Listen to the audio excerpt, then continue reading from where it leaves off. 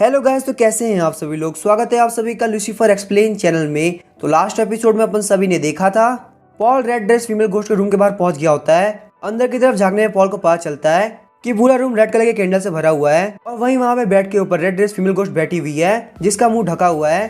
तभी हम देखते हैं रेड ड्रेस फीमेल घोस्ट अपनी एनर्जी को रिलीज करते हुए उस डोर को खोल देती है। Paul red dress female ghost का चेहरा देखने के लिए काफी क्यूरियस होता है, इसीलिए वो वहाँ पे उस घूंघट को हटा देता है। वही हम देखते हैं रेड ड्रेस फीमेल घोस्ट काफी सुंदर होती है, लेकिन जैसे ही वो वहाँ पे पॉल को देखती है उसे काफी गुस्सा आ गया होता है। पॉल बोलता अगर तुम्हें यहाँ पे गुस्सा आ रहा है तो चलो फटाफट से मुझे मार दो। रेड ड्रेस फीमेल घोस्ट बोलती है ये घूंघट वैसे भी किसी को हटाना था और क्योंकि तुमने इस घूंघट को हटा दिया है तो तुम्हें मुझसे शादी करनी होगी। उसके बाद हम देखते हैं red dress female ghost Paul को गले लगाती है। पॉल बोलता है मुझे तुमसे शादी करनी होगी, आखिर तुम्हें क्या फालतू बात कर रही हो। रेड ड्रेस फीमेल घोस्ट बोलती है जो ही मेरा घूंघट हटाएगा वही मेरा हस्बैंड बनेगा। वहीं ये बोलते वो काफी शर्मा रही होती है। तभी हम देखते हैं पॉल पीछे की तरफ हटते हुए बोलता है मैं कोई घोस्ट नहीं हूँ, मैं एक ह्यूमन हूँ। रेड ड्रेस फीमेल घोस्ट बोलती है इससे कोई फर्क नहीं पड़ता कि आखिर तुम एक ह्यूमन हो या घोस्ट। वैसे भी ह्यूमन मैन के अंदर और मेल घोस्ट के ज्यादा डिफरेंस नहीं होता। हालांकि अगर देखा जाए तो ह्यूमन ज्यादा गुड लुकिंग होते हैं। पॉल को ये बात सुनकर बिल्कुल भरोसा नहीं हो रहा होता, वो काफी स्पीड से बाहर की तरफ भागने लगता है। रेड ड्रेस फीमेल घोस्ट बोलती है हस्बैंड आप यहाँ से भाग नहीं सकते। ये बोलने के साथ ही उसके हाथ से एनर्जी निकलती है और वो डोर वहाँ पे क्लोज हो गया होता है। पॉल उस डोर को बंद होता हुआ देख के काफी डर गया होता है। पॉल बोलता है कि तुम मेरे साथ क्या करने वाली हो, प्लीज मेरे पास मत आना। पॉल सोच रहा होता अगर तुम मुझे यहाँ पे मारना चाहती हो तो एक बार में मार दो, मुझे कोई फर्क नहीं पड़ेगा। लेकिन यहाँ पे ये जो चीजें काफी अलग है, तुम चाहती हो कि 20 साल से मैंने जिस प्योरिटी को मेंटेन कर रखा था मैं उसको यहाँ पे आज खो दूं। जैसे ही रेड ड्रेस फीमेल घोस्ट पॉल की तरफ बढ़ने लगती है, पॉल बोलता है मैं तुम्हें खुद को हाथ नहीं लगाने दूंगा। वो वहाँ पे काफी स्पीड से भागने लगता है और वहीं हम देखते हैं रेड ड्रेस फीमेल घोस्ट का पीछा कर रही होती है। पॉल बोलता है ब्रो घोस्ट प्लीज मेरी हेल्प करो, तुम यहाँ पे 100 साल से भी ज्यादा जिए हो और मेरे पास बहुत ही कम एक्सपीरियंस है, सिर्फ तुम ही मुझे यहाँ पे बचा सकते हो। ब्लड रेड आई घोस्ट बोलता है मैं तुम्हारी हेल्प नहीं कर सकता, वो यहाँ पे एविल घोस्ट बनने में सिर्फ हाफ स्टेप ही दूर है। और वहीं पे बात करी जाए मेरी तो मैं मलिशियस स्पिरिट लेवल के भी बेसिक लेवल पे हूँ। अगर आपके सामने वाले की पावर बहुत ज्यादा है तो स्ट्रेटेजीज कोई काम नहीं आती। अगर तुम यहाँ पे सच में मरना चाहते थे तो अगर रेड ड्रेस फीमेल घोस्ट तुम्हें मारती तो ये तुम्हारे लिए काफी अच्छा रहता। लेकिन आखिर किसको पता था कि वो तुमसे यहाँ पे कुछ और चाहेगी। पॉल बोलता है वो सब छोड़ो, आखिर मैं अब क्या करूँ, प्लीज मुझे यहाँ से बचने का कोई रास्ता दिखाओ। अगर मैं यहाँ पे चेंसो घोस्ट और बास्केटबॉल फीमेल घोस्ट को भी समन कर दूं तो ही वो लोग इसके खिलाफ नहीं जीत पाएंगे।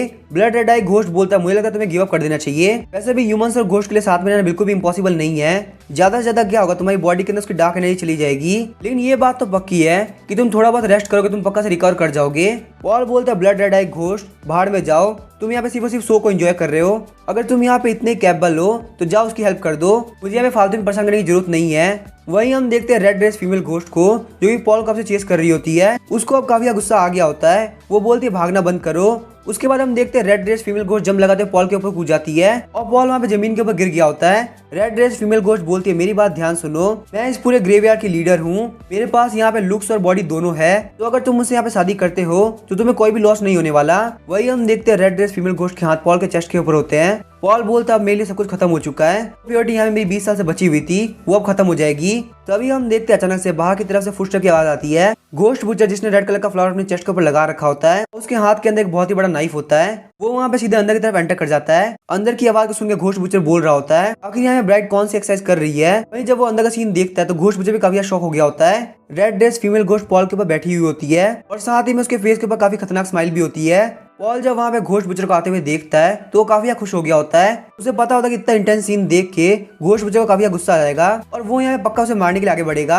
अब मेरी विश यहाँ पे पक्का से कंप्लीट हो जाएगी, ये लोग पक्का से मुझे मार देंगे। जैसे ही रेड ड्रेस फीमेल घोस्ट कईयों की तरफ देखती है, पॉल उसको फटाफट से साइड की तरफ हटा देता है। पॉल बुचर घोस्ट के पास जाते हुए बोलता है मुझे पता है तुम काफी गुस्सा हो, लेकिन अगर तुम्हारे अंदर इतना गुस्सा है तो तुम्हें उसको जल्द से जल्द निकाल देना चाहिए। देखो ये नाइफ काफी बड़ा है, तुम मेरे ऊपर इसे अटैक कर सकते हो। बुचर घोस्ट बोलता है आखिर यहाँ पे चल क्या रहा है, मेरे यहाँ पे इतने स्पेशल नाइट के वक्त ये इडियट यहाँ पे क्या कर रहा है। जब पॉल देखता है कि बुचर घोस्ट अभी रिएक्ट करने ही वाला है तो वो उसको और प्रोवोक करना स्टार्ट कर देता है। पॉल बोलता है मैं पहले यहाँ पे तुम्हारे ब्राइड के कमरे के अंदर आया, उसके बाद मैंने तुम्हारी ब्राइड का घूंघट उठा दिया और साथ ही मैंने और क्या क्या किया मैं तुम्हें बताता हूँ। तभी हम देखते हैं बुचर घोस्ट बोलता है 1 मिनट रुको, तुमने अभी अभी मुझे कहा कि तुमने उसका घूंघट उठाया। पॉल बोलता है हाँ तुम बिल्कुल सही कह रहे हो और हम लोग अभी बहुत कुछ करने वाले थे। अचानक से हम देखते हैं बुचर घोस्ट हंसने लगता है और बोलता है तो ये सब हुआ था, अब मुझे सब कुछ समझ में आ चुका है। बुचर घोस्ट हमें बिल्कुल भी गुस्सा नहीं होता, उल्टा वो काफी खुश हो गया होता है। ऐसा अजीब सा रिएक्शन देख के पॉल काफी शॉक रह गया होता है, उसे बिल्कुल पता नहीं चल रहा होता कि आखिर वो क्या करे। तभी हम देखते जो बुचर घोस्ट होता है वो अपने चेस्ट के ऊपर से वो रेड फ्लावर निकाल देता है, पॉल के चेस्ट के ऊपर पहना देता है। इससे पहले पॉल कुछ बोल पाता, वो अपनी हैट भी उतार देता है और बोलता है, यंग फ्रेंड तुम्हारे अंदर काफी हिम्मत है, तुम्हारी शादी के लिए मैं तुम्हें यहाँ पे कांग्रेचुलेट करता हूँ। चलो ये तो बहुत अच्छी बात है, अब मुझे यहाँ पे शादी नहीं करनी पड़ेगी। उस हैट को पॉल को पहनाते हुए बुचर घोस्ट काफी जोर जोर से हंसने लगता है। बुचर घोस्ट हंसते हुए जा रहा होता है और बोलता है, मैं अब ड्रिंक करने के लिए जा रहा हूँ, सच में बहुत ज्यादा मजा आने वाला है। पॉल सोच रहा था कि यहाँ पे हो क्या रहा है, क्या यहाँ पे ऐसा हो सकता है कि इस बंदे की शादी जबरदस्ती हो रही थी और मैंने यहाँ पे रेड ड्रेस फीमेल घोस्ट का घूंघट उठा के इसके लिए बहुत बड़ा फेवर कर दिया। मैं यहाँ पे सिर्फ और सिर्फ घोस्ट के हाथ से मरना चाहता था, आखिर ये चीज इतनी कॉम्प्लिकेटेड क्यों होती जा रही है। तभी हम देखते हैं रेड ड्रेस फीमेल घोस्ट बोलती है, हस्बैंड आखिर आप वहाँ पे क्यों खड़े हैं, अभी के लिए हमारी वेडिंग नाइट चल रही है तो हमें अपनी तैयारी करनी चाहिए।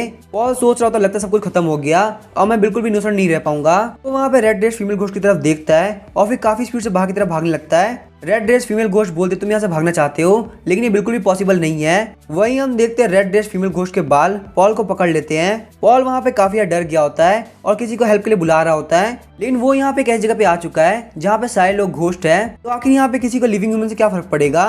वहीं हम देखते हैं वो डोर वहाँ पे क्लोज हो गया होता है और काफी ठंडी हवा चलने की वजह से वहाँ की कैंडल्स भी बुझ गई होती है, जिस वजह से वो पूरा रूम वहाँ पे डार्क हो गया होता है। वही हमें वेडिंग बैंक्वेट का सीन दिखाया जाता है। तो पिल खाने के बाद गाओ शुशो और बाकी दोनों बंदे अंदर की तरफ आ गए होते हैं, लेकिन एंशिएंट मैंशन के अंदर आने के बाद भी उन लोगों को पॉल दिखाई नहीं दे रहा होता। वहाँ पे सारे घोस्ट को खुशी खुशी खाता हुआ देख के सन माओ बोल रहा होता है, कहीं ऐसा तो नहीं कि पॉल ऑलरेडी एक डिश बन चुका है। गाओ शुशो बोलती है, वो देखो वो रहा वो ग्रीन कॉप घोस्ट, वही यहाँ पे पॉल को लेके आया था, चलो हम लोग उसे चल के पूछते हैं। वहीं हम देखते हैं वो तीनों वहाँ पे ग्रीन कॉप घोस्ट के टेबल के पास चले आते हैं। सन माओ वहाँ पे सीधे जाकर रेड कॉप घोस्ट के पास बैठ जाता है। वहीं जब सन माओ देखते कि टेबल के बहुत ही अजीब अजीब मीट पड़े हुए हैं तो वो काफी शॉक रह गया होता है और उसे वहाँ पे काफी अजीब फील हो रहा होता है।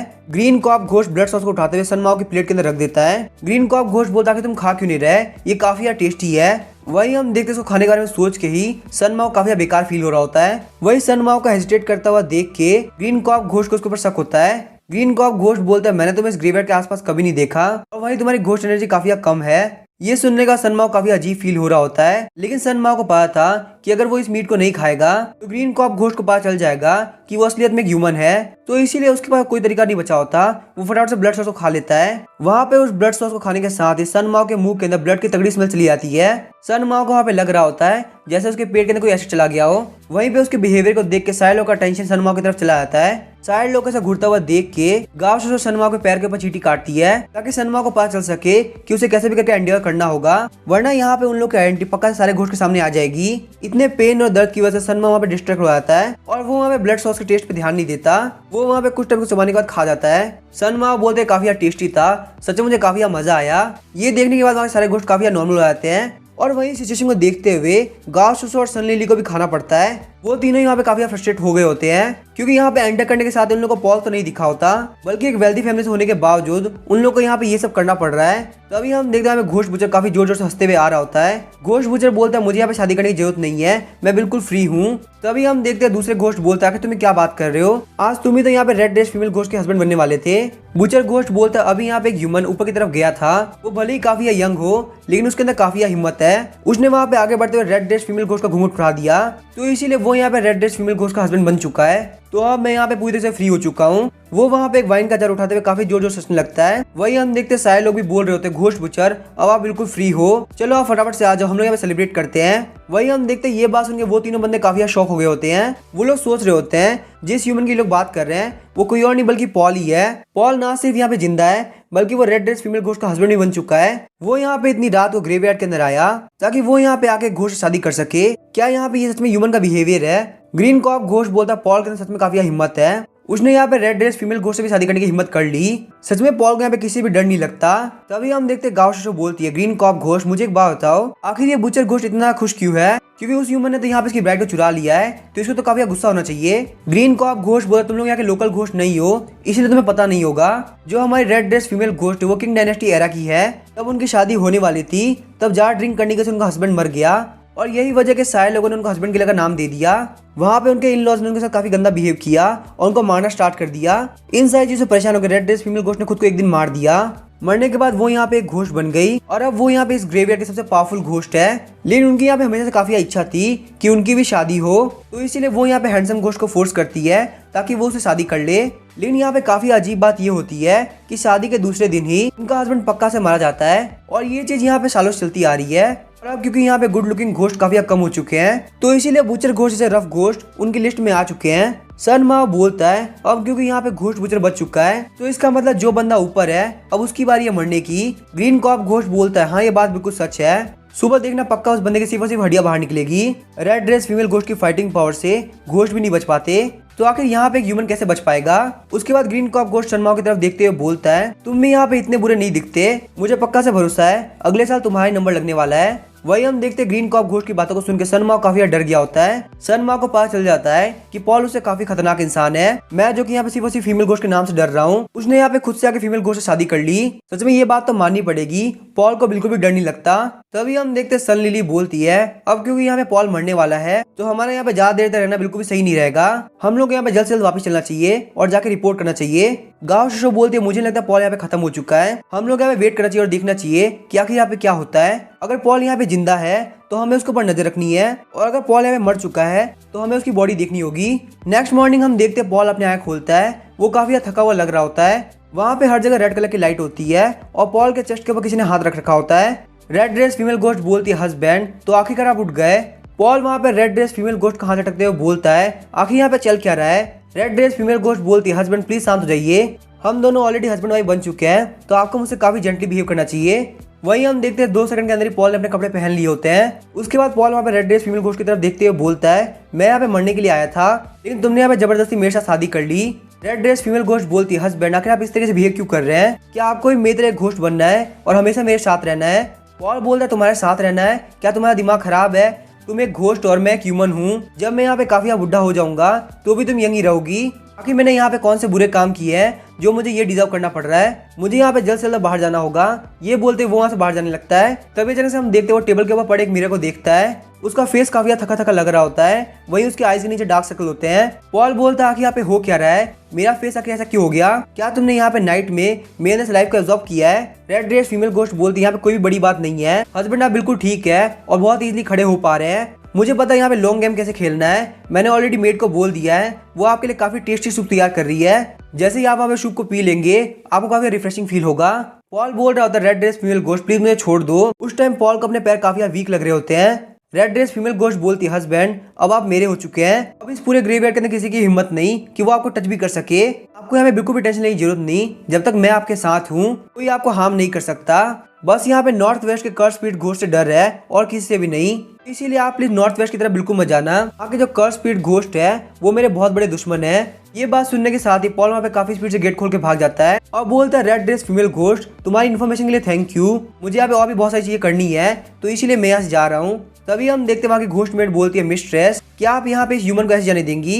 रेड ड्रेस फीमेल घोस्ट बोलते तुम्हें बिल्कुल भी टेंशन लेने की जरूरत नहीं, वो पक्का से मेरे पास वापस आ जाएगा। वही जो रेड ड्रेस फीमेल घोस्ट होती है वो अपने पेट को पकड़ के बैठी होती है और काफी स्माइल कर रही होती है। वही हम देखते हैं पॉल के पास जितनी स्ट्रेंथ बाकी होती है वो उन सभी का यूज करते अपने रूम तक पहुंच गया होता है। पॉल सोचता है कि सबसे पहले अपने कमरे के अंदर आराम करेगा और आराम करने के बाद वो वहाँ पे नॉर्थ वेस्ट के घोस्ट से मिलने के लिए जाएगा ताकि वहाँ के कर्स स्पीड घोस्ट को मार सके। लेकिन तभी हम देखते जैसे वो डोर खोलता है आओजी उसके ऊपर अटैक करने के लिए आगे बढ़ता है। पॉल बोलता है आओजी 1 मिनट रुको, ये मैं हूँ पॉल। वही हम देखते हैं आओजी का ब्लेड पॉल के बिल्कुल गर्दन के पास आके रुक गया होता है। आओजी बोलता है कि तुम्हारी बॉडी के अंदर इतनी घोस्ट एनर्जी क्यों आ रही है, मुझे यहाँ पे लगा था कि हमारे रूम के अंदर कोई घोस्ट एंटर कर रहा है। वही हम देखते हैं लिटिल फैटी पॉल के थकी हुई हालत को देख के बोल रहा होता है क्या तुम यहाँ पे पूरी रात इंटरनेट कैफे के अंदर थे जो तुम इतने थके हुए लग रहे हो। पॉल बोला तुम ऐसे ही कुछ समझ लो, मुझे यहाँ पे भी सोने की जरूरत है। वही हम देखते हैं पॉल बड़ी मुश्किल से अपने बेड के ऊपर चढ़ जाता है और बोलता है मैं यहाँ पे आज कोई भी क्लास को अटेंड नहीं करने वाला, तो प्लीज तुम लोग प्रोफेसर को बता देना कि मेरी तबीयत बिल्कुल भी ठीक नहीं है, मुझे लगता है मुझे कम से कम आज पूरी दिन सोना पड़ेगा। तभी हम देखते हैं आओजी पॉल की तरफ देखते हुए बोलता है पॉल मैं तुम्हें एक एडवाइस देना चाहूंगा, तुमने अभी जिस घोस्ट से मिला है तुम उस घोस्ट से वापस मत मिलना, क्योंकि अगर ऐसे ही चलता रहा तो तुम्हारी बॉडी के अंदर बिल्कुल भी एनर्जी नहीं बचेगी और तुम पक्का से मारे जाओगे। इससे पहले आओजी अपनी बात कंप्लीट कर पाता पॉल ऑलरेडी सो चुका था। आओजी देखता कि वो यहाँ पे कुछ भी नहीं कर सकता, इसलिए वो यहाँ चला जाता है। जैसे ही वहाँ पे क्लास की बेल बजती है सारे स्टूडेंट क्लास में जाना चालू कर देते हैं। वही हम देखते गाँव शोशो सनमा और सनली तीनों ही सो रहे होते हैं क्योंकि वैसे भी उन लोगों ने नाइट के अंदर ब्लड सॉस खाया था जिस वजह से उन लोगों का मूड काफी खराब है। लिटिल फैटी बोलते हैं यहाँ के सारे टॉप स्टूडेंट सो रहे हैं, इसका मतलब अगर मैं भी सो जाता हूँ तो मैं भी इनके बरोबर पहुंच जाऊंगा। वही हम देखते वहाँ पे कुछ बंदे नोटिस करते हैं कि पॉल अभी तक नहीं आया है। उन लोगों को बिल्कुल विश्वास नहीं हो रहा होता पॉल जो कि इस अकेडमी के आने के बाद से ही बहुत ही ट्रेंडिंग चल रहा है, वो एक्चुअली में यहाँ पे क्लासेस को स्किप कर रहा है। कहीं ऐसा तो नहीं कि पॉल यहाँ पे इसीलिए क्लास को स्किप कर रहा है ताकि वो गाँव से दूर रह सके। तभी हम देखते जैसे क्लास एंड होती है, मुआन जिंग क्लास के डोर के ऊपर आके खड़ी हो जाती है। मुआन जिंग वहाँ पे क्लास के अंदर पॉल को ही ढूंढ रही होती है। मुआन जिंग बोलती है क्या यहाँ पे पॉल है, मुझे उससे कुछ बात करनी थी।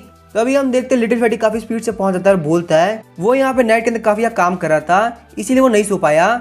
वो अभी इस वक्त अपने रूम के अंदर जाके सो रहा है। मुआन जिंग बोलते चलो ठीक है, उसे ये बात पक्का से बता देना कि यहाँ पे एन अब उठ चुकी है। वही हम देखते ये बात सुन के गाँव शो काफी शौक हुई होती है, आखिर यहाँ पे पॉल बिल्कुल ठीक कैसे हो सकता है। वही हम देखते सनमा और सनलिली बोल रहे होते हैं हमें तो लगा था कि रेड ड्रेस फीमेल घोस्ट शादी करने के बाद वो पक्का से मारा जाएगा, तो आखिर पॉल को यहाँ पे कुछ भी क्यों नहीं हुआ। कहीं ऐसा तो नहीं कि पॉल की real strength red dress female ghost से भी ज्यादा हो। अगर पॉल सच में यहाँ पे इतना पावरफुल है तो हम लोग को उससे बिल्कुल पंगा नहीं लेना चाहिए था, सच में हमने बहुत बड़ी गलती कर दी। गाँव शो बोलते लगता है हमारा मिशन कंप्लीट नहीं हुआ, हम लोग को यहाँ पे इन्वेस्टिगेशन कंटिन्यू करना होगा। वही हम देखते गाँव शो अपने तीनों दोस्तों के साथ पॉल के ऊपर ध्यान रखने के लिए चली आती है। पॉल वहाँ पे दोपहर तक सो के काफी रिफ्रेशिंग फील कर रहा होता है। उसके बाद वो वहाँ पे फार्मेसी पे आता है और किडनी फोर्टिफाइंग पिल ले लेता है। वही हम देखते पॉल को दोपहर के अंदर उबासा लेते हुए देख के फार्मासिस्ट तो बोलता है तुम्हें काफी एक्टिव रहना चाहिए, तुम्हारी एज काफी यंग है। पॉल वहाँ पे उसको हाँ करते उन पिल्स को खा लेता है। साथ ही में पॉल सोच रहा था इन पिल्स को खाने के बाद मैं यहाँ पे एनएन के सामने काफी एनर्जेटिक लगूंगा। वही हम देखते सनमा पॉल की तरफ काफी ध्यान से देख रहा होता है। सनमा बोलता है कि पॉल का सीक्रेट यही है, इसी वजह से पॉल यहाँ पे फीमेल घोस्ट के पास सर्वाइव कर पाया। अगर ये पिल यहाँ पे इतनी ज्यादा इफेक्टिव है तो मुझे भी यहाँ पे इसके कुछ बॉक्स खरीद लेने चाहिए। फार्मेसी के पास से हटने के बाद पॉल वहाँ पे सीधे एनएन के रूम के अंदर चला जाता है। वही हम देखते हैं एनएन को देख के पॉल बोलता है एनएन आखिर तुम कैसी हो, क्या तुम्हारी बॉडी के अंदर अभी पेन हो रहा है। लेकिन तभी अचानक से पॉल रियलाइज करता है कि उसका क्वेश्चन कितना स्टूपिड था। एनएन अभी आईसीयू के अंदर है और उसको बहुत सारी इंजरीज हुई है, तो उसको पक्का से दुख ही रहा होगा ना। वही हम देखते जब एनएन देखती है कि पॉल ने वापस एक बेवकूफी से बड़ा क्वेश्चन पूछ लिया है, तो वो बोलते पॉल कोई बात नहीं, मैं काफी हद तक ठीक हो चुकी हूँ और ये छोटी मोटी इंजरीज तो मेरा कुछ भी नहीं बिगाड़ सकती। पॉल बोलता है सिर्फ और सिर्फ मेरी वजह तुम्हारी ये हालत है, मैं यहाँ पे तुम्हारे लिए पक्का सेफ्टी ब्यूरो से रिवेंज लेके रहूंगा और साथ ही मैं जल्द से जल्द एंटीडोट भी लेके आऊंगा। एनएन बोलती है ये पूरी तरह से मेरी गलती नहीं है, वहाँ पे मैंने तुम्हें रिक्वेस्ट किया था कि एंशिएंट टॉम को और ज्यादा एक्सप्लोर करते हैं, यही वजह कि वहाँ पे बहुत सारी दिक्कतें चालू हुई। वैसे मुझे एक बात बताओ आखिर तुम उस एंशिएंट टॉम को कैसे खोल पाए और आखिर यहाँ पे सेफ्टी ब्यूरो वालों को तुमसे क्या चाहिए। पॉल बोलता है मैं यहाँ पे इन्वेस्टिगेट करने का काफी ट्राई कर रहा हूँ लेकिन मुझे अभी तक कुछ भी पता नहीं चला। एंड बोलती है लगता है तुम्हें मेरे बिना नहीं कर पाओगे, देखो तुम्हारे लिए इन्फॉर्मेशन इकट्ठा करना भी कितना मुश्किल हो रहा है, जब मैं यहाँ पे ठीक हो जाऊंगी तो मैं पक्का तुम्हारी हेल्प करूंगी। पॉल बोलता है तुम्हें यहाँ पे इन्वेस्टिगेशन की टेंशन नहीं करनी चाहिए, तुम यहाँ पे काफी सीरियसली इंजर्ड हो, सबसे पहले तुम यहाँ पे ठीक होने पे ध्यान दो। एंड बोलती है वैसे पॉल क्या मैं तुमसे एक फेवर मांग सकती हूँ। पॉल बोलता है फटाफट से बताओ कि तुम्हें क्या चाहिए, तो यहाँ पे एक चीज बोलने की जरूरत नहीं है, मैं तुम्हारे लिए मिलियन चीजें कर सकता हूँ। एंड बोलती है मेरी मॉम काफी बीमार है और वो अभी हॉस्पिटल के अंदर है, क्या तुम प्लीज मेरे लिए उनको जाके चेक कर सकते हो और साथ ही में क्या तुम प्लीज वहाँ के मेडिकल बिल भी पे कर दोगे, वो जो ब्रिज टनल है उसके सोफा के नीचे तुम्हें पैसे मिल जाएंगे। पॉल बोलता है आखिर यहाँ पे तुम्हारी मॉम का ध्यान रखने के लिए मैं तुम्हारे पैसे का यूज क्यों करूंगा, मैं यहाँ पे मेरे पैसे का यूज करने वाला हूँ और वैसे भी तुम्हारी मॉम मेरी मॉम है, यहाँ पे किसी स्ट्रेंजर की तरह बिहेव मत करो। वही हम देखते हैं एंडन शर्माते हुए बोलती है आखिर तुम ये क्या बोल रहे हो। एंडन बोलती है मेरी मदर यहाँ पे वेस्ट में जो हॉस्पिटल है उसमें है और उनका नाम है एनियन। पॉल बोलता है मुझे सब कुछ समझ में आ गया, अब तुम आराम कर सकती हो, यहाँ पे सब कुछ तुम मेरे ऊपर छोड़ दो, मैं सब कुछ सही से करूंगा। वही हम देखते हैं पॉल ने वहाँ पे एंडन का हाथ पकड़ रखा होता है। वही हम देखते हैं उन दिनों बंदे ने पॉल के ऊपर ध्यान रख रखा होता है। गाँव शोशो सोच रही होती है आखिर ये लड़की मेरे जैसे क्यों दिखती है। गाँव शोशो वहाँ पे एंडन के फेस को देखकर काफी शॉक होती है। तभी अचानक से हम देखते हैं उसकी जो घोस्ट डोल होती है वो उसकी बॉडी से बाहर निकलने का ट्राई कर रही होती है। गाँव शोशो सोच रही होती है आखिर यहाँ पे हो क्या रहा है, वो डॉल जो कि मेरे पास बचपन से है वो मुझे छोड़ के क्यों जाना चाहती है, कि यहाँ पे ये लड़की है कौन। अभी वो ये सब सोच रही होती है तभी हम देखते हैं सनलिली और सनमाओ बोलते हैं पॉल यहाँ पे कैंपस से बाहर निकल रहा है, चलो हम लोग उसको फॉलो करते हैं। वही हम देखते हैं पॉल को वेस्ट के अंदर हॉस्पिटल ढूंढने में ज्यादा टाइम नहीं लगता। तभी हम देखते हैं पॉल वहाँ पे एनियन को देखता है जो कि हॉस्पिटल के बेड के ऊपर बैठी हुई होती है। यहाँ पे बीमारी की वजह से उनकी हालत काफी खराब हो गई होती है। पॉल वहाँ पे अंदर जाते हुए बोलता है हेलो आंटी, मैं एनियन का फ्रेंड हूँ, वो यहाँ पे काफी बिजी है इसीलिए वो आपको चेक करने के लिए नहीं आ पाई। ये सुनने के साथ ही एनियन वहाँ पे पॉल की तरफ देखती है, लेकिन जैसे ही वो वहाँ पे पॉल के फेस को देखती है वो डर के मारे कांपना स्टार्ट कर देती है। उसके बाद वो हमें बेड से नीचे उतर के घुटनों पे आ गई होती है। पॉल सोच रहा था कि यहाँ पे हो क्या रहा है, ये अपने घुटनों पे क्यों आ गई, मेरी फ्यूचर मदर इन लोगों को ये सब शोभा नहीं देता कि वो मेरे सामने घुटनों पे रहे। पॉल वहाँ पे फ्रूट बास्केट साइड में रखते हुए बोलता है आंटी आखिर आप क्या कर रही हैं। वो यहाँ पे एनियन की हेल्प करने के लिए उसका हाथ पकड़ने लगता है। वही हम देखते जैसे ही पॉल का हाथ एनियन को टच करता है एनियन को अपनी बॉडी के अंदर काफी स्ट्रेंथ फील होने लगती है। एनियन पॉल के हाथ को टाइटली पकड़ लेती है और वहाँ पे रोना स्टार्ट कर देती है। वो वहाँ पे लगातार पॉल को ही देख रही होती है। एनियन बोलते अगर तुम्हारा सरनेम लिन है तो ये बिल्कुल सही होगा। वही हम देखते पॉल कुछ भी समझ में नहीं आ रहा होता। पॉल बोलता है क्या मुझे जानती है। पॉल वहाँ पे ध्यान सोचता है लेकिन उसको एनियन के बारे में कुछ भी याद नहीं होता। एनियन स्माइल करते हुए बोलती हाँ तुमने बिल्कुल सही कहा, मैं तुम्हें जानती हूँ। लेकिन अचानक से हम देखते उसको कुछ याद आता है और वो अपना सर घुमाते हुए बोलती है, नहीं मैं तुम्हें नहीं जानती। वही हम देखते पॉल सोच रहा होता है, आप अभी मुझे देख के काफी खुश हो रही थी, लेकिन अभी आप बोल रहे कि आप मुझे नहीं जानती, पक्का यहाँ पे कुछ ना कुछ तो गड़बड़ है। वही हम देखते पॉल को सोचता हुआ देख के एनियन बोलती है, मुझे यहाँ पे एनियन ने बताया था कि उसका एक लिन सरनेम नाम का दोस्त है, तो जैसे ही तुम यहाँ पे अंदर आए मुझे तुमसे काफी फेमिलियर फील हुआ, तो मुझे लगा तुम पक्का से वही लिन पॉल होगे। पॉल बोलता है अच्छा अच्छा ऐसी बात है। पॉल को वहाँ पे अभी काफी डाउट हो रहा होता है, लेकिन वो यहाँ पे इस मैटर को खींचना चाहता था क्योंकि एनियन काफी परेशान हो रही थी। पॉल बोलता है क्यों ना मैं आपको आपके बेड तक छोड़ दूं, आप यहाँ पे अपने घुटनों पे है, मुझे काफी ऑकवर्ड फील हो रहा है। वही हम देखते हैं एनियन वापस से बेड के ऊपर बैठ गई होती है। उसके बाद वो वहाँ पे डोर की तरफ देखते हुए बोलती है, क्या तुम्हें यहाँ पे हॉस्पिटल किसी ने फॉलो तो नहीं किया? पॉल बोलता है नहीं मुझे किसी ने फॉलो नहीं किया, लेकिन आखिर आप यहाँ पे इतनी नर्वस क्यों लग रही है, क्या यहाँ पे कुछ गलत है? एनियन बोलती है मेरी यहाँ पे सिक्योरिटी ब्यूरो से ग्रज है, तो अगर वो तुमको मेरे साथ देखेंगे तो उनको बिल्कुल भी ऐसा नहीं लगना चाहिए कि तुम मेरे साथ कनेक्टेड हो, वरना ये तुम्हारे लिए काफी बड़ी प्रॉब्लम हो जाएगी, तुम्हें काफी केयरफुल रहना होगा। पॉल वहाँ पे एनियन को बोलता है आपको बिल्कुल भी टेंशन करने की जरूरत नहीं, मैं बिल्कुल ठीक रहूंगा। वो वहाँ पे साथ ही साथ में एनियन को बोलता है कि एनियन मेरी वजह से काफी ज्यादा सीरियसली इंजर्ड हो चुकी है, यही वजह कि वो यहाँ पे आपके पास नहीं आ पाई, लेकिन आपको बिल्कुल भी टेंशन करने की जरूरत नहीं, मैं आपको प्रॉमिस करता हूँ मैं उसको काफी ध्यान रखूंगा। वही हम देखते हैं पॉल की बातों को सुन के एनियन काफी खुश होती है। एनियन बोलती है ठीक है तुम उसका ध्यान रखना। वही हम देखते हैं एनियन के रिएक्शन को देख के पॉल सोचता है ये बिल्कुल भी वो रिएक्शन नहीं है जो कि एक मदर का होता है अपनी बेटी की कंडीशन के बारे में सुन के, लेकिन हम देखते हैं पॉल यहाँ पे इस बात पे इतना ध्यान नहीं देता और एनियन के लिए एप्पल छीनने लगता है। एनियन बोलती है पॉल क्या तुम्हारे पेरेंट्स ठीक है?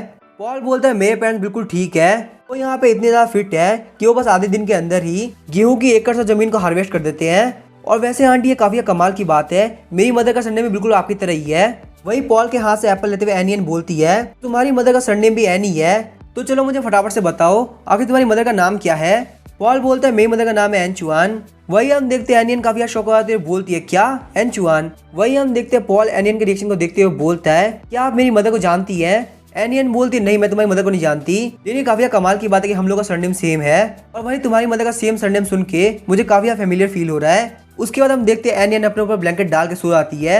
एनियन पॉल को बोलते अगर यहाँ पे कोई और बात नहीं है तो तुम यहाँ जा सकते हो। वही हम देखते हैं एनियन के बिहेवियर को देख के पॉल को काफी शक हो रहा होता है, लेकिन वो यहाँ पे एक बीमार इंसान से अपने क्वेश्चन के आंसर नहीं ले सकता। पॉल डिसाइड करता है कि वो एनियन से बाद में सब कुछ पूछेगा।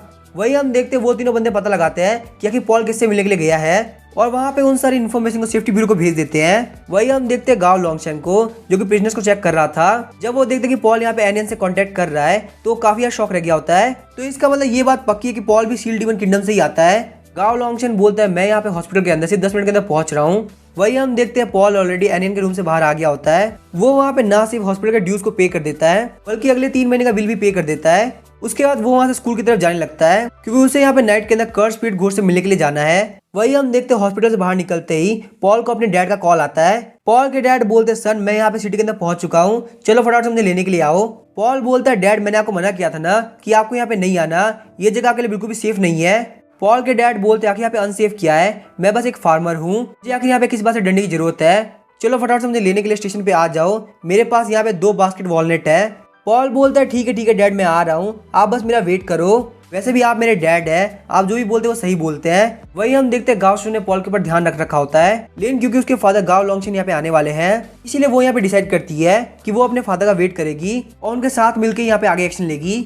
वही हम देखते जैसे यहाँ से पॉल निकल जाता है गांव लॉन्गशैन वहाँ पे आ गया होता है। गांव लॉन्गशैन वहाँ पे एनियन के रूम को खोलता है और काफी जोर से बोलने लगता है तो मुझे फटाफट से बताओ क्या पॉल यहाँ पे सील डीमन किंगडम से है? वही हम रूम के अंदर देखते हैं एनियन अपने आंसू पोंछ रही होती है। एनियन बोलते सच में तुम बहुत बड़े कमीने हो, तुम यहाँ पे सबको सील डीमन किंगडम का ही समझते हो। गांव लॉन्गशैन यहाँ पे एनियन के कॉलर को पकड़ लेता है और बोलता है अगर वो यहाँ पे सील डीमन किंगडम से नहीं है तो आखिर तुम उसको देख के रो क्यों रही हो, क्या तुम यहाँ पे शुरुआत से उसके कॉन्टेक्ट के अंदर थी? वही हम देखते हैं एनियन गांव लॉन्गशैन के मुंह के ऊपर थूक देती है। पॉल ने मुझे बोला कि तुमने मेरी बेटी को बस मार दिया था तो क्या मैं यहाँ पे रो भी नहीं सकती? सच में तुम तो एक एनिमल से भी ज्यादा गंदे हो, तुम यहाँ पे अपनी बेटी के ऊपर अटैक करा रहे हो। वही हम देखते हैं गांव लॉन्गशैन एनियन को जमीन के ऊपर फेंक देता है। गांव लॉन्गशैन बोलता है जो यहाँ पे सील डीमन किंगडम से है आखिर उसकी बेटी यहाँ पे मेरी बेटी होने के लायक कैसे हो सकती है? वही हम देखते हैं गांव लॉन्गशैन एनियन के ऊपर पांव रखते हुए बोलता है चलो मुझे फटाफट से बताओ क्या पॉल यहाँ पे सील डीमन किंगडम से है या नहीं? गांव लॉन्गशैन जब देखते कि एनियन कुछ भी नहीं बोल रही तो वो बोलता तुम यहाँ पे सील डीमन किंगडम के लोगों को बचा रही हो, तो आखिर तुमने यहाँ पे सील डीमन किंगडम के प्रिंस को बिट्रे क्यों किया था? क्या तुम्हें पता भी है सील डीमन किंगडम के प्रिंस को कितना ज्यादा सफर करना पड़ा? लेकिन वो जो कमीना था वो तुम्हारे ऊपर इतना भरोसा करता था कि उसने एंड तक भरोसा नहीं किया कि तुमने उसको धोखा दिया है। वही हम देखते हैं एनियन जो कि काफी डिफरेंटली बिहेव कर रही थी, वो काफी रोने लगती है, उसको काफी रिग्रेट फील हो रहा होता है, लेकिन वो यहाँ पे अपने मुंह से एक भी शब्द नहीं निकालती। क्या पॉल यहाँ पे प्रिंस की नाजायज औलाद है? अगर तुम मुझे सच बता देती हो तो मैं तुमको काफी अच्छी तरह ट्रीट करूंगा, जैसे मैं पहले किया करता था। एनियन बोलते क्या तुमने प्रिंसेस यंग मास्टर को नहीं देखा था? तुम लोगों ने खुद को आग लगा के मार लिया था। तुमने वो सारा इंसिडेंट खुद की आंखों से देखा था, तो आखिर तुम ये क्यों कर रहे हो? अगर तुम्हें यहाँ पे इनोसेंट लोगों को मारना है तो तुम्हें किसी एक्सक्यूज की जरूरत नहीं है। वैसे भी तुम यहाँ पे एक बीच से भी ज्यादा बुरे हो। गाओ लॉन्गशन बोलता है मैं तुम्हें यहीं पे मार दूंगा। ये बोलते वो वहाँ पे एनियन को पंच और किक मारने लगता है। तभी हम देखते वहाँ पे डोर के बाहर गाओ शोशो आ गई होती है। गाओ शोशो बोलती है डैड ये बोल रही है कि आपके पास एक और बेटी है। गाओ शोशो काफी परेशान होती है और वो लगातार गाओ लॉन्गशन की तरफ ही देख रही होती है। डैड ये बोल रही है कि आपने इनको लगभग मार दिया था, क्या ये बात सच है? गाओ लॉन्गशन बोलता है गाओ शोशो मेरी बात ध्यान सुनो, ये औरत बिल्कुल पागल है, तुम्हें इसकी बात सुनने की कोई जरूरत नहीं, ये बिल्कुल नॉनसेंस बातें कर रही है। गाओ शोशो बोलती है डैड मुझे झूठ बोलने की जरूरत नहीं है, जब से आपने यहाँ पे बात करना स्टार्ट किया तब से मैं बाहर ही थी। जहाँ तक मुझे लगता है मैं आपकी बेटी से ऑलरेडी मिल चुकी हूँ। आपकी जो दूसरी बेटी है वो बिल्कुल मेरी तरह ही दिखती है। गाओ लॉन्गशन बोलता है गाओ शोशो मुझे एक्सप्लेन करने दो, तुम दोनों भले एक जैसी दिखती हो लेकिन तुम दोनों का कोई भी रिलेशन नहीं है। गाओ शोशो बोलती है डैड मैं आपको अच्छी तरह से जानती हूँ, अगर आप इनोसेंट होते तो आप मेरे सामने यहाँ पे एविडेंस पेश करते, ना कि बातों को इस तरीके से घुमाते। आप जो हमेशा बात किया करते थे कि आप मेरी मदद से काफी प्यार करते हैं, वो सब कुछ झूठ था। एनियन बोलती ये कमीना यहाँ पे बीच से भी ज्यादा बेकार है, तुम्हारे फादर ने यहाँ पे इतने बुरे बुरे काम किए हैं, अगर तुम उसके बारे में जान जाओ तो तुम्हें बहुत ज्यादा बुरा लगेगा।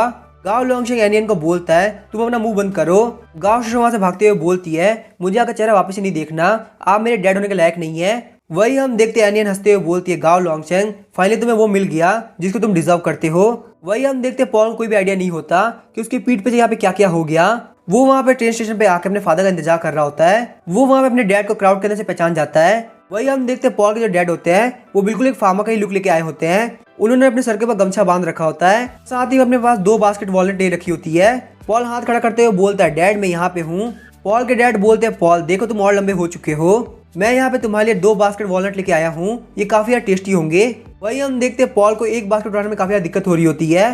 पॉल बोलता है डैड क्या आपको इतना से कुछ लाने की जरूरत थी? पॉल के डैड बोलते हैं तो बहुत ज्यादा कम है, मैं यहाँ पे तुम्हारे लिए 4-5 बास्केट और लाने की सोच रहा था। वही हम देखते हैं वो लोग खाने के लिए कोई जगह ढूंढ रहे होते हैं। पॉल के डैड बोलते ये सिटी तो काफी बढ़िया है, यहाँ के लोग काफी हल्के कपड़े पहनते हैं। वही हम देखते हैं वो एक लेडी को देख रहा होता है जो कि वहां से जा रही होती है। पॉल बोलते वैसे डैड मुझे एक बात बताइए आखिर मॉम और सिस्टर कैसे हैं? डैड बोलते तुम्हारी मॉम बिल्कुल ठीक है लेकिन वही तुम्हारी सिस्टर उसको भी हेल्थ इश्यूज है।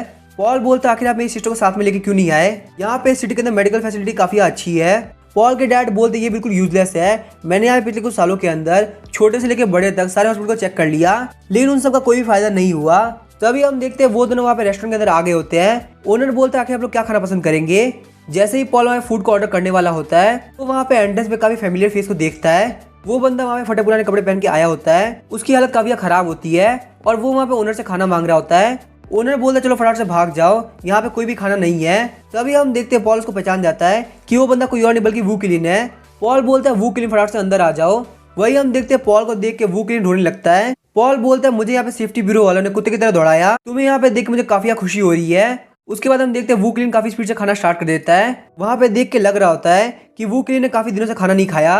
पॉल बोलता है वू क्लीन आराम से खाओ, अगर तुम यहाँ पे इतनी स्पीड से खाओगे तो खाना तुम्हें अटक भी सकता है। तभी हम देखते हैं लिन यान बोलता है सन तुम्हारे पास यहाँ पे काफी सारे फ्रेंड्स हैं, यहाँ तक एक भिखारी भी तुम्हारा दोस्त है। पॉल बोलता है लगता है डैड आजकल आप काफी सारी मूवीज देख रहे हैं, इस बंदे ने यहाँ पे एक्चुअली मेरी लाइफ बचाई है, उसने बहुत सारे सेफ्टी ब्यूरो के एजेंट को मेरी तरफ खींचा ताकि वो लोग मेरी तरफ ना आए।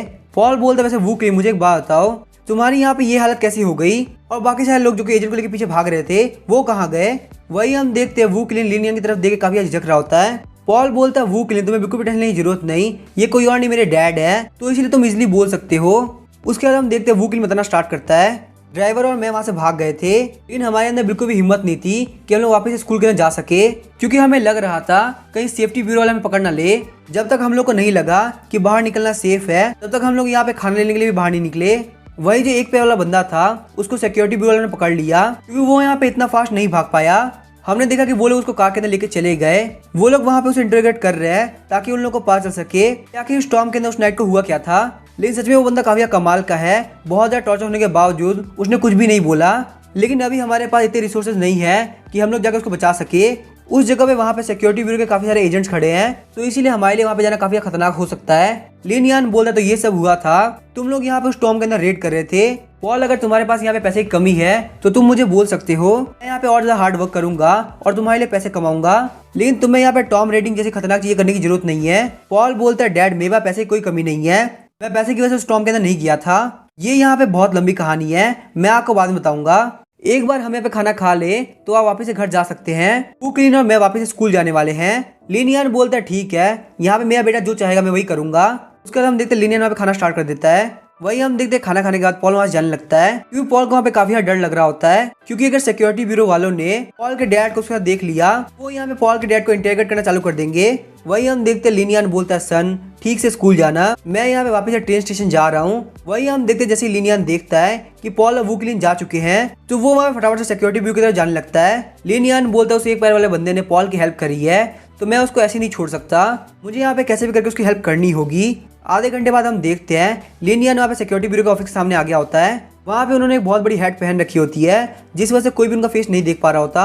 वही हम देखते हैं अननोन इंसान को आगे बढ़ते हुए देख के गार्ड बोलता है ये एक रेस्ट्रिक्टेड एरिया है जो कि सिक्योरिटी ब्यूरो के अंडर में आता है तो आप यहाँ पे एंटर नहीं कर सकते। लेकिन हम देखते हैं लिनियन कुछ भी नहीं बोलता और वो अपने जेब के अंदर से कॉफिन बाहर निकालता है। उसके हाथ का कॉफिन बहुत ज्यादा छोटा होता है। वही हम देखते हैं वो गार्ड काफी गुस्सा हो गया होता है और बोलता है क्या तुम्हें यहाँ पे मेरी बात समझ में नहीं आई, मैंने कहा ना ये जगह यहाँ पे सिक्योरिटी ब्यूरो के अंडर में आती है, चलो फटाफट से यहाँ निकल जाओ। आखिर तुम्हारे अंदर यहाँ पे इतना कॉन्फिडेंस कहाँ से आया कि तुम यहाँ पे आके इतना एरोगेंट बिहेव कर सको।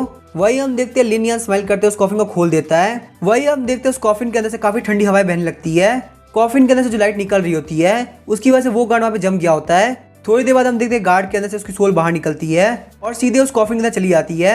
वही हम देखते हैं वो दोनों गार्ड जो कि इतना एरोगेंट बिहेव कर रहे थे वो लोग जमीन के ऊपर गिर जाते हैं। हम देखते हैं उन दोनों की बॉडी वहाँ पे नीचे पड़ी होती है और वही लिनियन काफी स्टाइल में अंदर की तरफ एंटर कर जाते हैं। वो वहाँ पे सिक्योरिटी ब्यूरो के ऑफिस गेट को खोलते हैं और क्योंकि बाहर जो फाइट वो काफी साइलेंट थी इसीलिए अंदर के लोगों को बिल्कुल भी नहीं पता कि आखिर बाहर क्या हुआ है। वही हम देखते एक फीमेल एजेंट को जिसके हाथ में फाइल होती है। वो बोलती है हे ओल्ड मैन आखिर तुम यहाँ पे क्या कर रहे हो, ये जगह बिल्कुल भी तुम्हारे लिए नहीं है। इससे पहले वो वहाँ पे कुछ आगे बोलती अचानक से उसका ध्यान कॉफिन के ऊपर जाता है। वो कॉफिन वहाँ पे देख के बिल्कुल भी नॉर्मल नहीं लग रहा था।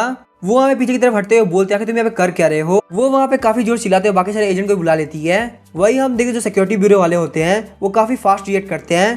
थोड़े टाइम के अंदर उन लोगों ने डिफेंसिव फॉर्मेशन बना ली होती है।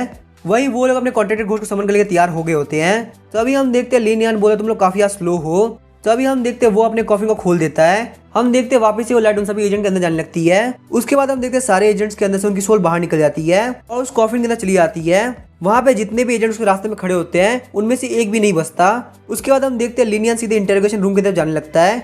वही हम देखते हैं जो एक पैर वाला बंदा होता है उसको इलेक्ट्रिक चेयर से बांधा गया होता है। वहाँ पे उसकी हालत काफी खराब होती है और उसकी बॉडी के ऊपर हर जगह मार्क्स होते हैं। वहाँ पे एक एजेंट चलाते हुए बोल रहा होता है क्या तुम यहाँ पे कुछ भी नहीं बोलने वाले, चलो मुझे फटाफट से बताओ क्या पॉल ही वो था जिसने यहाँ पे उस टॉम को ओपन किया। वही हम देखते जो एक पैर वाला बंदा होता है वो काफी मुश्किल से अपना सर उठाते हुए बोलता है मैं आखिर यहाँ पे तुमसे कितनी बार कहूँ, मैं ही वो इंसान जिसने टॉम गेट को ओपन किया था, आखिर तुम यहाँ पे मेरे ऊपर भरोसा क्यों नहीं कर रहे। वो एजेंट चिल्लाते हुए बोल रहा है तुम यहाँ पे मेरे सामने काफी होशियार बन रहे हो, चलो देखते हैं आखिर तुम कितनी देर तक इतना टफ रह पाओगे। उसके बाद वो वहाँ पे कंट्रोल को उठाते हुए स्विच के ऊपर क्लिक कर देता है। तभी हम देखते हैं उस इलेक्ट्रिक चेयर के अंदर से इलेक्ट्रिसिटी बाहर निकलती है जिस वजह से वहाँ पे वो एक पैर वाला बंदा काफी जोर चिल्ला रहा होता है। तभी अचानक से हम देखते हैं लिनियन उस इंटरोगेशन रूम का डोर किक मार के तोड़ देता है। वो एजेंट्स बोलते हैं आखिर यहाँ पे फार्मर क्या कर रहा है, आखिर किसने यहाँ पे इसको सिक्योरिटी ब्यूरो के इंटरोगेशन रूम में आने दिया। वही हम देखते हैं लिनियन अपने सामने उस एक पैर वाले बंदे को देखता है। उसको देख के पता चल गया होता है कि पॉल जिसके बारे में बात कर रहा था वो कोई और नहीं बल्कि यही है। तभी हम देखते हैं लिनियन अपने पास से सिकल को बाहर निकाल देता है और काफी स्पीड से चेयर के ऊपर बंधे हुए सारे बैरियर को तोड़ देता है। ये देख के एजेंट्स काफी शॉक हो जाते हैं और बोलते हैं आखिर तुम हो कौन, तुम्हारी आखिर हिम्मत कैसे हमारे सामने इतना एरोगेंट बिहेव करने की। तभी हम देखते हैं लिनियन वहाँ पे हंसने लगता है और वो वहाँ पे अपनी सिकल से अटैक करता है। हम देखते हैं वहाँ पे 2 ब्लेड एनर्जी की वेव्स निकलती है। वहीं वो दोनों एजेंट काफी शॉक हो गए होते हैं क्योंकि उनके गले के ऊपर कट लग गया होता है। इसी के साथ ही उन दोनों एजेंट का भी चैप्टर क्लोज हो जाता है। वहीं हम देखते हैं वो एक पैर वाला बंदा सोच रहा होता है क्या मेरे सामने जो बंदा वो हेल किंग का रीइंकार्नेशन है, इसने यहाँ पे सिर्फ एक ही अटैक किया और वो दोनों ही बंदे मारे गए। लिनियन बोलते हैं बैठे बैठे सोचना बंद करो, मैं यहाँ पे तुम्हें बचाने के लिए आया हूँ। एक पैर वाला बंदा बोलता है एल्डर आपका मेरी हेल्प करने के लिए थैंक यू, क्या मैं यहाँ पे आपका नाम जान सकता हूँ ताकि मैं आपको फ्यूचर के अंदर रीपे कर सकूँ। लिनियन बोला तुम्हें मेरा नाम जानने की जरूरत नहीं है, ये बहुत ही सीरियस मैटर है, इन सारी फालतू बातों को छोड़ो। उसके बाद वो वहाँ पे उसको एक कार्ड देता है और बोलता है अगर तुम्हारे ऊपर सिक्योरिटी ब्यूरो वाले वापस अटैक करे तो तुम इस एड्रेस के ऊपर चले जाना, तुम्हारी लाइफ पक्का से बच जाएगी। वही हम देखते हैं लिनियन के हेड की वजह से वो उसका फेस नहीं देख पाया होता, लेकिन फिर भी वो एक पैर वाला बंदा सोच रहा होता है इसमें ये फार्मा काफी अच्छे हैं, तो फ्यूचर के अंदर मेरे पास एक भी मौका होगा तो मैं पक्का से इनको रीपे करूंगा। वहीं हम देखते हैं पॉल अपने कमरे में वापस आ गया होता है। लिटिल फैटी पॉल को देखते हुए बोलता है, पॉल फटाफट से इधर आओ, ये देखो यहाँ पे सिक्योरिटी ब्यूरो वाले के साथ क्या हुआ है। यहाँ पे सिक्योरिटी ब्यूरो के ऑफिस में किसी ने अटैक कर दिया था, जिसने भी यहाँ पे उस बंदे को देखा सब मारे गए, और वहीं उनमें से किसी बंदे के शरीर पे कोई भी निशान नहीं है। इसका मतलब डायरेक्टली उन लोगों की सोल एब्जॉर्ब कर ली गई है। ये बात सुन के पॉल काफी शॉक हो गया होता है। लिटिल फैटी ने वहाँ पे न्यूज चला दिया होता है। न्यूज वाले बता रहे होते हैं जो किलर था वो असलियत में एक फार्मर था। सिक्योरिटी ब्यूरो वाले यहाँ के सारे फार्मर को सर्च कर रहे हैं। वही हम देखते हैं पॉल उस बंदे को देख के काफी शॉक होता है। पॉल सोच रहा था ये बंदा काफी डैड की तरह दिख रहा है, लेकिन डैड यहाँ पे अलग अलग स्टाइल के कपड़े पहनते रहते हैं, तो यहाँ पे ये इंसान डैड इसकी कोई भी गारंटी नहीं है। थोड़ी देर बाद हम देखते हैं आधी रात हो गई होती है। पॉल वहाँ पे काफी स्पीड से नॉर्थ वेस्ट सिमेट्री की तरफ जा रहा होता है ताकि वो कर्स स्पीड घोस्ट के हाथों से मर सके। पॉल सोच रहा होता आज के इंसिडेंट के वक्त सनडेली ऑफिस में मौजूद नहीं था, इसीलिए वो बंदा वहाँ पे सनडेली को नहीं मार पाया। मुझे यहाँ पे एंड के लिए एंटीट्यूड कैसे भी लेके आना ही होगा। यहाँ पे मेरी प्रायोरिटी ये है कि मैं कैसे भी करके शॉर्ट घोस्ट को अपने कंट्रोल में लेके आऊँ। वहीं हम देखते हैं वो तीनों बंदे अभी पॉल को फॉलो कर रहे होते हैं। पहले वहाँ पे इस मिशन को कंटिन्यू करने का गाउश का बिल्कुल भी प्लान नहीं था, क्योंकि उसको अपने फादर की रियलिटी पता चल गई थी। लेकिन जैसे उसने फोन के पास सिक्योरिटी ब्यूरो की न्यूज सुनी, तो इसीलिए उसे समझ में आया कि पॉल को फॉलो करना काफी जरूरी है। हालांकि गाउश को ये बात नहीं पता कि ये जरूरी क्यों है, लेकिन उसे ये बात फील होती है कि इस इंसिडेंट का पॉल से कुछ लेन देना है। आधे घंटे बाद पॉल वहाँ पे नॉर्थ वेस्ट सेमेट्री में पहुंच गया होता है। पॉल जब अपने सामने इतनी बड़ी ग्रेव देखता है तो उसे ये बात महसूस होती है कि शायद से यहीं पे कर्स स्पीड घोस्ट होंगे। वहीं पे हम देखते हैं एक छोटे बच्चे को जो कि एक घोस्ट होता है, तो वहाँ पे एक टॉमस्टोन के पीछे पॉल को देख रहा होता है। जैसे ही पॉल वहाँ पे कर्स स्पीड घोस्ट का नाम लेता है तो वो बच्चा बोलता है, बिग ब्रदर आखिर आपको हमारे बॉस से क्या करना है। तभी हम देखते हैं पॉल वहाँ पे इस बच्चे को उठा लेता है और बोलता है, तो कर्स स्पीड घोस्ट तुम्हारा बॉस है, चलो फटाफट से मुझे बताओ कि तुम्हारा बॉस है कहाँ पे। अगर तुमने मुझे ये नहीं बताया तो मैं तुम्हें पक्का से फोड़ दूंगा। पॉल की धमकी को सुन के वो बच्चा काफी डर गया होता है और बोलता है, हमारे बॉस इस टॉम के अंदर है। वही हम देखते हैं पॉल उस बच्चे को किक मारते हुए टॉम के अंदर फेंक देता है। उसके बाद पॉल बोलता है, जाओ फटाफट अपने बॉस को बुला के लाओ। वही हमें टॉम के अंदर का सीन दिखाया जाता है। कर्स स्पीड घोस्ट और एक और घोस्ट वहाँ बैठ के खाना खा रहे होते हैं। अचानक से वो लोग वहाँ पे छोटे बच्चे की वॉइस सुनते हैं। वो छोटा बच्चा पैनिक करते हुए बोल रहा होता है, बॉस यहाँ पे कुछ गड़बड़ है, बाहर एक बंदा काफी मुसीबत खड़ी कर रहा है। ये बात सुन के कर्स स्पीड घोस्ट काफी कंफ्यूज हो गया होता है। वो बोलता है, क्या तुम श्योर हो कि बाहर जो बंदा है वो कोई घोस्ट नहीं है बल्कि एक ह्यूमन है। वो बच्चा बोलता है, बॉस मैं बिल्कुल सच बोल रहा हूँ, वो सच में एक ह्यूमन है। तभी हम देखते हैं कर्स स्पीड घोस्ट अपने साथ वाले घोस्ट को बोलता है, ब्रदर जाओ फटाफट से ह्यूमन को मार के लेके आओ, जी आप इसको खाना है, फ्रेश मीट खाने में काफी मजा आएगा। तभी हम देखते हैं ये सुनने के साथ ही हार्ट ईटिंग घोस्ट वहां से उठ जाता है। हार्ट ईटिंग घोस्ट बोलता है, बॉस आप बिल्कुल भी टेंशन मत लो, मुझे भी यहाँ पे ह्यूमन को खाए हुए काफी टाइम हो गया, यहाँ पे ड्राई मीट खा के बिल्कुल मजा नहीं आता, आज हम लोग फ्रेश मीट खाएंगे। तभी हम देखते हो छोटा बच्चा बोलता है, वो कोई नॉर्मल इंसान नहीं है, ये यहाँ पे रेड ड्रेस फीमेल घोस्ट का हस्बैंड है, यहाँ तक मुझे पता है उन लोगों की शादी कल ही हुई है। वही हम देखते ये सुनने के बाद हार्ट ईटिंग घोस्ट थोड़ा सोचता है और कर्स स्पीड घोस्ट बोलने लगता है, मुझे ये बात पता थी, सिर्फ वही बंदा यहाँ पे इतनी हिम्मत कर सकता है जिसके बाद रेड ड्रेस फीमेल घोस्ट जैसा बैकअप हो, लेकिन उसने यहाँ पे अपने हस्बैंड को मेरे टेरिटरी के अंदर भेज दिया, ये मेरे लिए बहुत ज्यादा बेइज्जती की बात है, ब्रदर प्लीज तुम मेरे लिए उसको मार दो। मैं यहाँ पे रेड ड्रेस फीमेल घोस्ट को दिखाना चाहता हूँ कि आखिर यहाँ पे नॉर्थ वेस्ट ग्रेवयार्ड का ओनर कौन है। उसके ये बोलने के साथ हम देखते हैं हार्ट ईटिंग घोस्ट चला गया होता है। उसके बाद हम देखते हैं वो वहाँ पे टॉम के बाहर आ गया होता है, काफी स्पीड से पॉल के ऊपर अटैक करने के लिए आगे बढ़ रहा होता है। वही हम देखते जब पॉल देखता है कि यहाँ पे कर्स स्पीड घोस्ट नहीं आया तो काफी डिसअपॉइंट हो गया होता है। पॉल बोलता है आखिर वो यहाँ पे अपने बंदों को क्यों भेज रहा है, कर्स स्पीड घोस्ट की इतनी हिम्मत नहीं कि वो मेरे सामने आके फाइट कर सके। वही हम देखते जब हार्ट ईटिंग घोस्ट देखता है कि पॉल उसको कुछ भी नहीं समझ रहा तो वो इस बात से काफी गुस्सा हो गया होता है। हार्ट ईटिंग घोस्ट बोलता तुम बहुत बड़ी बड़ी बातें करते हो, देखते तुम्हारे अंदर कितनी पावर है। वो वहाँ पे पॉल के ऊपर अपनी टेल से अटैक करता है। पॉल को वहाँ पे अटैक काफी जोर से लगता है और वो वहाँ पे सीधी जगह टॉम से टकरा गया होता है। पॉल बोलता है इतनी पावर इनफ नहीं होगी शॉर्ट घोस्ट को बाहर निकालने के लिए। उसके बाद हम देखते हैं पॉल वहाँ पे हार्ट ईटिंग घोस्ट को मिडिल फिंगर दिखाते हुए बोलता है, आप तुम मुझे यहाँ पे गुदगुदी कर रहे हो, मुझे काफी मजा आ रहा है। पॉल की हरकतों को देख के हार्ट ईटिंग घोस्ट और भी ज्यादा गुस्सा हो गया होता है। वो वहाँ पे अपने हाथ को ब्लेड की तरह यूज करते हुए काफी स्पीड से पॉल के ऊपर अटैक करने वाला होता है। वही हम देखते हैं पॉल वहाँ पे कुछ भी नहीं करता और सीधे उस अटैक को अपने ऊपर लेने लगता है। वही हम देखते हैं हार्ट ईटिंग घोस्ट का हाथ पॉल के चेस्ट के अंदर चला गया होता है। हम देखते हैं वो अटैक पॉल काफी भारी पड़ रहा होता है और पॉल के मुंह से खून निकलने लगता है। वही हम देखते हैं इस सीन को देख के वो तीनों काफी शॉक हो रहे होते हैं। वो लोग बोलते हैं इसके पास पक्का से 2 घोस्ट है, आखिर वो उनको समन क्यों नहीं कर रहा। सन लिली बोलती है पॉल आखिर हार्ट ईटिंग घोस्ट को प्रोवोक क्यों कर रहा है, क्या उसको मरना है। वही हम देखते हैं गाँव बोलती है ये बंदा बिल्कुल पागल है कि डैड ने मुझे इस पागल बंदे को इन्वेस्टिगेट करने के लिए क्यों भेजा। वही हम देखते हैं हार्ट ईटिंग घोस्ट का हाथ पॉल के दिल के पास आ गया होता है, अगर वो यहाँ पे अपना हाथ बाहर निकाल देगा तो पॉल पक्का से मारा जाएगा। लेकिन वही हम देखते हैं पॉल को शॉर्ट घोस्ट की प्रेजेंस फील हो रही होती है। अचानक से हम देखते हैं पॉल के हाथ के अंदर से इंटेंस घोस्ट एनर्जी निकलने लगती है। पॉल बोलता है मुझे फील हो रहा है, ये वही फीलिंग है, मैं यहाँ पे शॉर्ट घोस्ट को फील कर पा रहा हूँ। वही हम देखते हैं पॉल के जो हाथ होते हैं वो स्केलेटन के अंदर चेंज हो गए होते हैं। पॉल ने वहाँ पे अपने एक हाथ से हार्ट ईटिंग घोस्ट के हाथ को पकड़ लिया होता है। हार्ट ईटिंग घोस्ट काफी शॉक हो गया होता है और बोलता है आखिर यहाँ पे हो क्या रहा है, इस बच्चे को मारने में इतनी दिक्कत क्यों हो रही है। पॉल की बॉडी के अंदर से काफी खतरनाक घोस्ट एनर्जी बाहर निकल रही होती है। वो एनर्जी इतनी ज्यादा होती है कि उसके बाल और कपड़े भी उड़ रहे होते हैं। नाइट के अंदर पॉल भी हमें मलेशिया स्पीड की तरह ही लग रहा होता है। अचानक से हम देखते हैं पॉल के हाथ में बहुत सारी एनर्जी आने लगती है और वहाँ पे स्वॉर्ड घोस्ट अपीयर हो गई होती है। तभी हम देखते हैं पॉल वहाँ पे जंप करते हुए हार्ट ईटिंग घोस्ट के ऊपर काफी सारी स्ट्राइक लगाता है। वहीं हम देखते हैं इतनी कम डिस्टेंस होने की वजह से हार्ट ईटिंग घोस्ट बिल्कुल भी अटैक से नहीं बच पाता।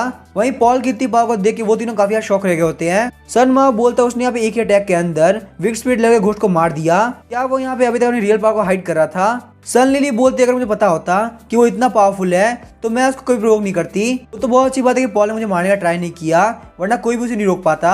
गांव शोशो बोलती है पॉल सच में बहुत ज्यादा पावरफुल है, उसके पास यहाँ पे इतनी पावर है कि वो सिक्योरिटी ब्यूरो को बहुत इजीली खत्म कर सकता है। अचानक से हम देखते हैं गांव शोशो काफी शॉक हो गई होती है और बोलती है यहाँ पे कुछ ना कुछ तो गड़बड़ है, यहाँ पे पॉल की पावर लगातार डिक्रीज क्यों हो रही है। वही हम देखते हैं पॉल वापस से ठीक होना स्टार्ट कर देता है। पॉल बोलता है अगर मैं इस बार के अंदर स्वॉर्ड घोस्ट समझ नहीं पाया तो मुझे नहीं पता कि मुझे अगला चांस कब मिलेगा। पॉल वहाँ पे काफी मुश्किल से होस्ट के अंदर रहने का ट्राई कर रहा होता है और वहीं स्वॉर्ड घोस्ट ना जाए इसीलिए उसने अपनी जीभ को भी काट लिया होता है। पॉल वहाँ पे किसी बात पे ध्यान नहीं देता और अपने माइंड का स्वॉर्ड घोस्ट की एनर्जी के ऊपर फोकस करता है ताकि वो यहाँ पे कैसे भी करके स्वॉर्ड घोस्ट कैसे कैप्चर कर सके।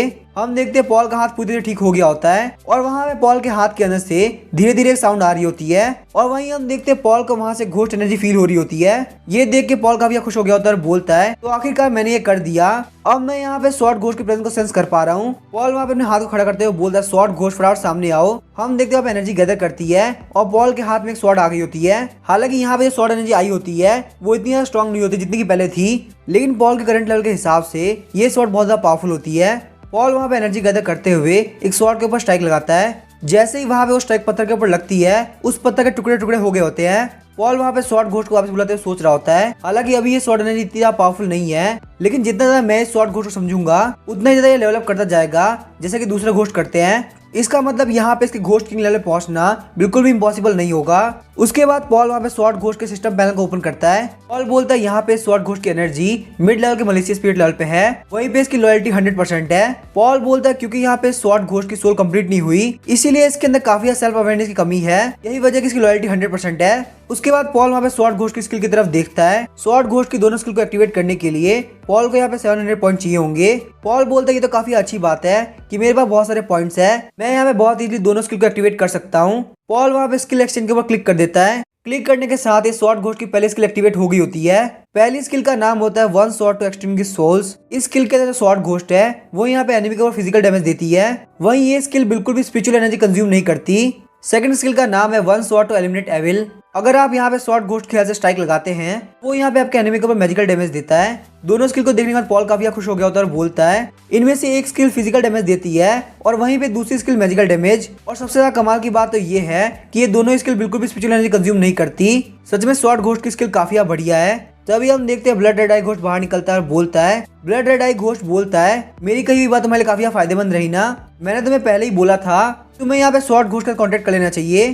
तभी हम देखते हैं चेनसो घोस्ट बाहर निकलते हुए बोलता है स्वॉर्ड घोस्ट बिल्कुल भी मेरे जितना पावरफुल नहीं है, मैं उसके साथ यहाँ पे 300 राउंड बैटल करना चाहता हूँ। वहीं हम देखते हैं पॉल काफी अच्छे मूड में होता है और बोलता है चेनसो घोस्ट प्लीज तुम शांत हो जाओ, मैं तुम्हारे लिए बाद में काफी अच्छा मीट लेके आऊंगा। अचानक से पॉल वहाँ पे सेंस करता है कि उसकी तरफ बहुत ही पावरफुल घोस्ट एनर्जी आ रही है।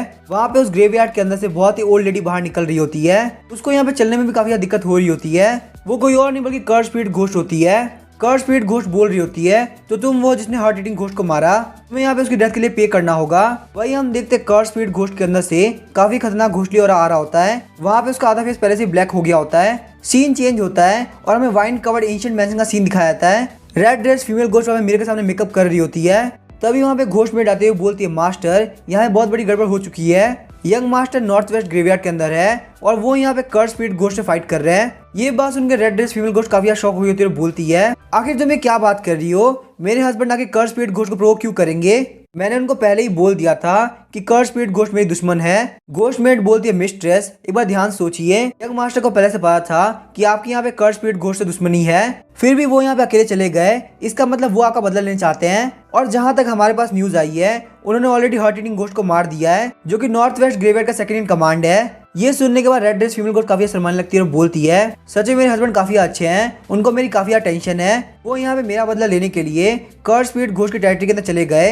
अब मुझे यहाँ पे काफी अच्छा लग रहा है, मैंने यहाँ पे शादी करने के लिए बिल्कुल सही इंसान को चुना है। तभी red dress female ghost table के ऊपर हाथ मारते हुए बोलती है आखिर वो कमीनी कर्ज स्पिरिट घोस्ट की हिम्मत कैसे हुई कि वो मेरे हस्बैंड को हाथ लगाए।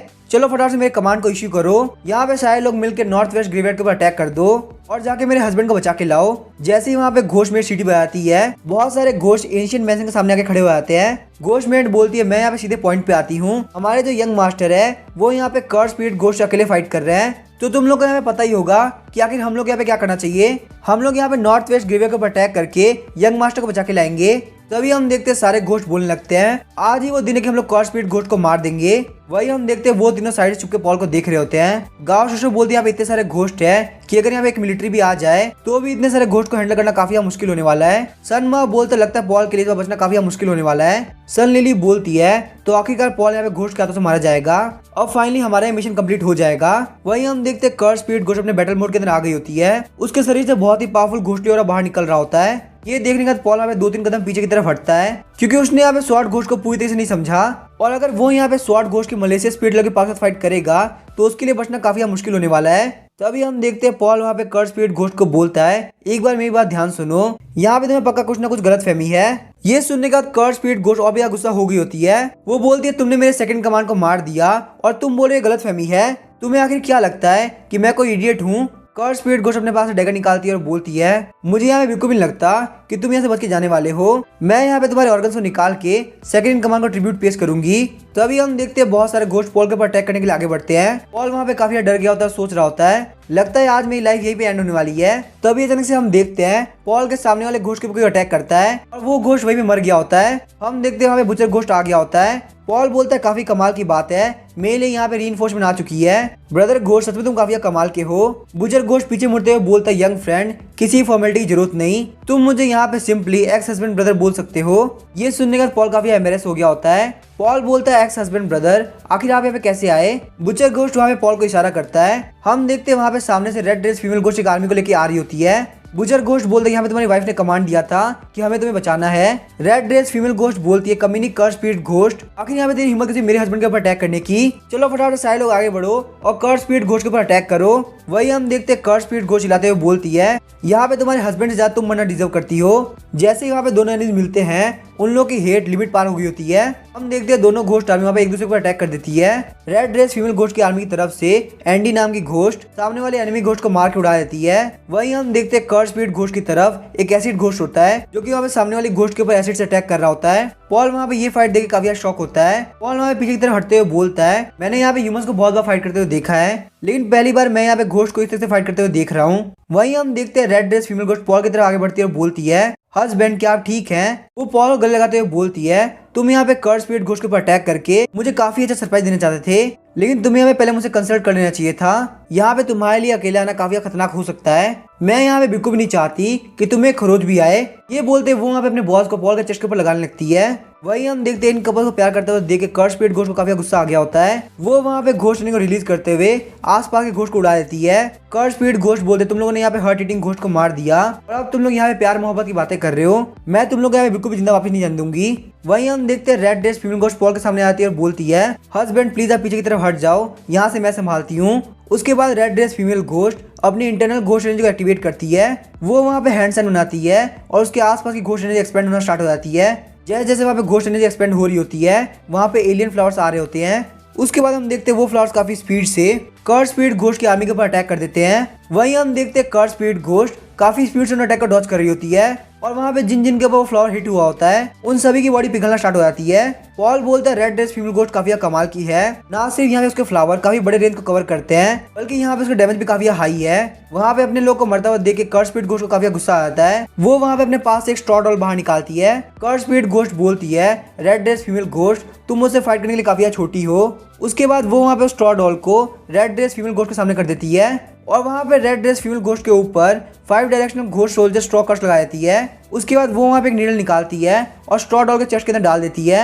अचानक से हम देखते हैं रेड ड्रेस फीमेल घोस्ट के ऊपर अटैक होता है और उसकी चेस्ट के अंदर से खून आना स्टार्ट हो जाता है। उसके बाद वो वहाँ पे पॉल के पास गिर जाती है। ये देखने के बाद पॉल को रियलाइज होता है कि आखिर इस कर्स स्पिरिट घोस्ट की स्किल क्या है। वो अगर यहाँ पे उस स्ट्रॉ डॉल के ऊपर अटैक करेगी तो वो अटैक सीधा ओपोनेंट के ऊपर भी होगा।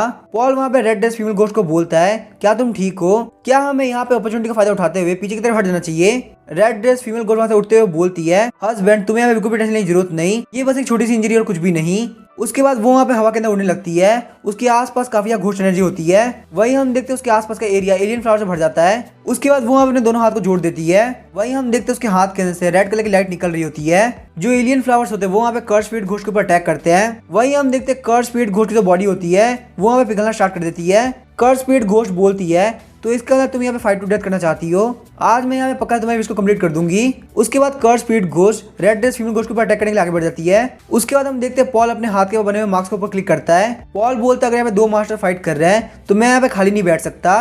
तभी हम देखते हैं बास्केटबॉल फीमेल घोस्ट और चेनसो घोस्ट बाहर की तरफ आगे होते हैं। वहीं हम देखते हैं पॉल ने स्वॉर्ड घोस्ट को भी बाहर निकाल लिया होता है। पॉल वहाँ पे एनिमीज के ऊपर अटैक करते हुए बोलता है तुम लोग भी चालू हो जाओ। वहीं हम देखते हैं चेनसो घोस्ट को जो कि क्रिमिनल की तरह काट रहा होता है। पॉल को वहाँ पे अटैक करने पता चल रहा होता है कि उसकी जो one sword extinguish soul ability है वो काफी पावरफुल है। तभी हम देखते हैं पॉल के पास में एक बर्न घोस्ट आ गया होता है। इससे पहले पॉल उसको देख पाता वो पॉल के ऊपर फायरबॉल से अटैक कर देता है। पॉल वहाँ पे ग्रीन कॉप्स घोस्ट के पीछे आके छुप जाता है और बोलता है बिग ब्रदर तुम्हारी जो डिफेंस की एबिलिटी है वो काफी बढ़िया है, तुम यहाँ पे इस अटैक को बहुत इजीली ब्लॉक कर लोगे। तभी हम देखते हैं ग्रीन कॉप घोस्ट के ऊपर फायरबॉल आके लगती है। इस वजह से ग्रीन कॉप घोस्ट के बाल और आईब्रो भी जल गए होते हैं। ग्रीन कॉप घोस्ट पॉल को भी चिल्लाते हुए बोलता है मानता हूं मेरा फिजिकल डिफेंस काफी हाई है लेकिन मैं बिल्कुल भी मैजिकल डैमेज को ब्लॉक नहीं कर सकता।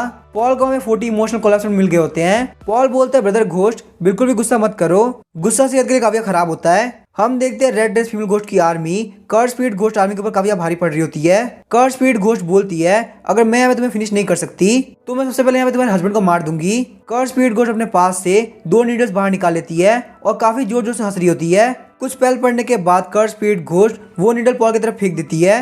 रेड ड्रेस फीमेल घोस्ट बोलती है हस्बैंड प्लीज आप ध्यान रखना, लेकिन वो जो नीडल थी वो काफी फास्ट थी। पॉल वहाँ पे चेन से घोस्ट को कंट्रोल करते हुए उनको ब्लॉक नहीं कर सकता था। अचानक से हम देखते हैं पॉल के सामने रेड कलर का लोटस आ गया होता है जिसने वहाँ पे उस नीडल के अटैक को ब्लॉक कर लिया होता है। पॉल बोल रहा होता है कर्स स्पिरिट घोस्ट सच में काफी कमीनी है और वहीं रेड ड्रेस फीमेल घोस्ट को काफी रिलीफ फील हो रहा होता है क्योंकि उसका लोटस वहाँ पे टाइम पे पहुंच गया था। वही हम देखते हैं कर्स स्पिरिट घोस्ट को जो कि रेड ड्रेस फीमेल घोस्ट के ऊपर अटैक करने के लिए आगे बढ़ रही होती है।